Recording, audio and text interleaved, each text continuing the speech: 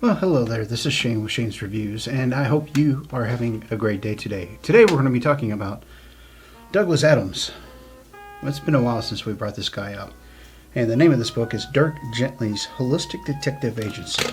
And just in case I've already reviewed this in the past, which I don't think I have, is it still relevant in 2022? You know, that's kind of an important question.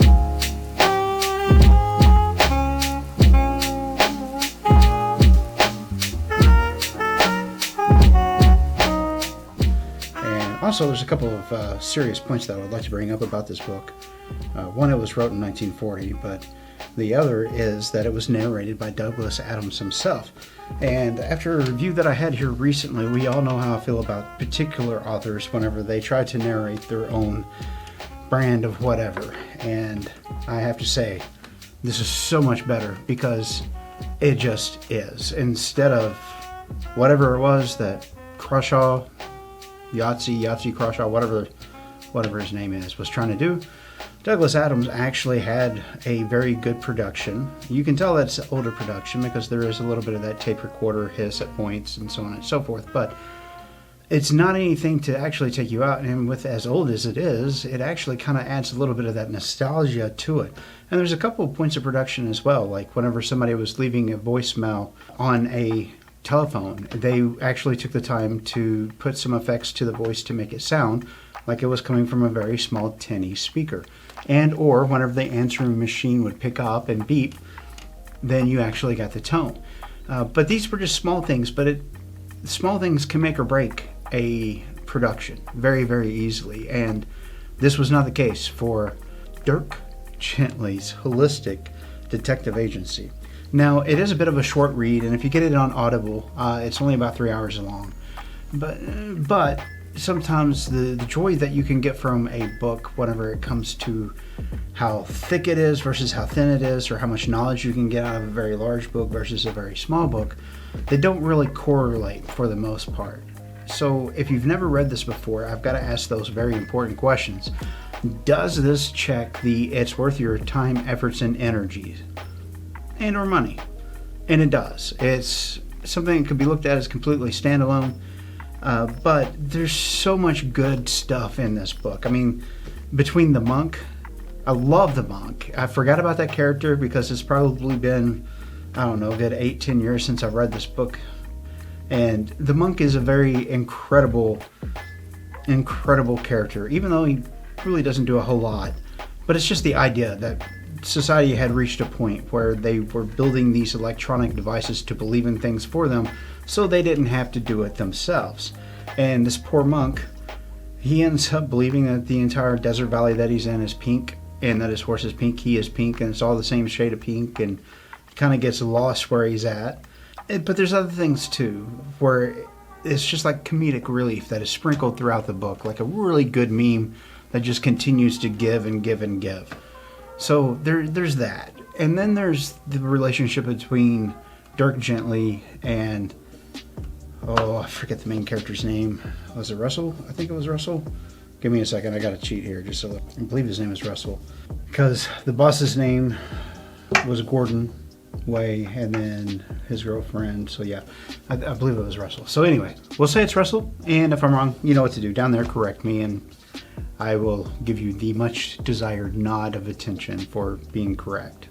So anyway, in between Dirk Gently and Russell, and just the way that they go back and forth in the book, it's really funny. I love the way that Douglas Adams writes. One, because it's a completely different mindset than what I'm used to seeing and what I'm used to being around. Two, because I'm an American, I really enjoy British comedy, and there's a very few chances where whenever I get the opportunity, I won't take it. But Douglas Adams and a few others are just way up there on my list.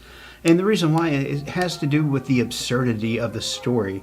The story not necessarily knowing that it's a story, but things not being off limits. Like the whole section whenever Russell walks in to see Dirk Gently in his office, and he's quite literally telling somebody, I know that it's been like 4 or 7 years since you saw your cat last, but I think that they are involved in some kind of quantum disentanglement. And it's not that your cat is dead, we just need to find a way to get them put back together, and then we'll have your cat back. And the funny thing is in the story, he's probably not wrong at that point. I'm not going to tell you about the cat. I will tell you about the couch, because there's this couch that ends up stuck halfway between floors in a corner, and it continuously makes reappearances through the story. So at first it's that one of the characters is going to visit somebody, and on their way up to visit them they find that the couch is stuck. So then they ask them about it, and there's just this big dialogue about that. I mean, it's such a small detail, but it's a perfect example of, are you telling or are you showing whenever you're writing?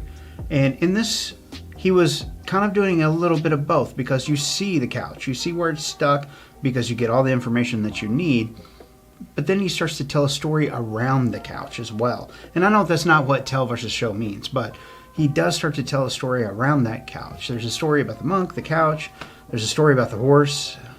And is it the same horse that's stuck in the bathroom that's out in the field trying to make its plans for the entire day? I don't know. I'm not going to tell you. I want you to read the book, because even with the things that I've said, I haven't took anything away from the story.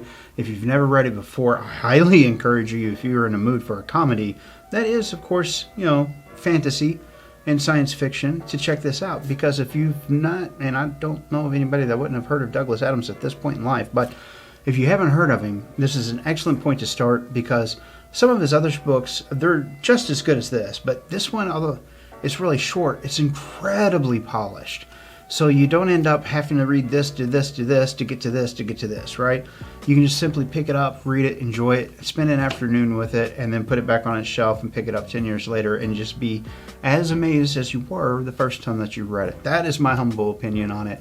I absolutely love this book. Now for the question of the week. What is your favorite comedy, fantasy, sci-fi book? That's what I would like to know. And again, down there in the description / comments area, you know what to do. Just type it in there, and if you keep it clean and you're not trying to shill something on everybody else, then I'll go over to the green screen and we'll put your little comment up and I'll answer it, especially if it's a question. But anyway, if you made it this far in the video, I very much appreciate it. I can't say enough good about this book. The production was on point.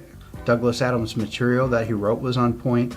The story is goofy but relatable and also fun to go through. I highly encourage anybody in the world that haven't read this to check it out. And with that being said, I'm not sure which one of the two videos is coming in from over here that you would check out, but if you happen to pick that one, I will see you in the next video. And yes, I'm going to continuously dog on Yahtzee Kershaw, just like Uncle Roger does Jamie Oliver. So there is that. Thanks. Bye.